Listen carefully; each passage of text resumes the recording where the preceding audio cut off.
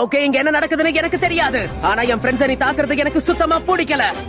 இத பாரு பாம்பே, ஒழுங்கா திரும்ப உன் புத்துக்குள்ள போயிடு, இல்லடா உன்னுடைய தோலை உரிச்சு தொங்க விட்டுருவேன்.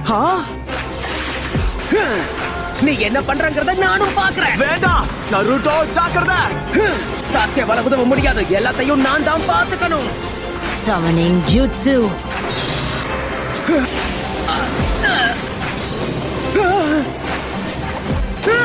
விளையாடினதெல்லாம் போதும், அவன் கதையை முடிச்சிடு. அப்படியா? இந்த வாங்கிக்க.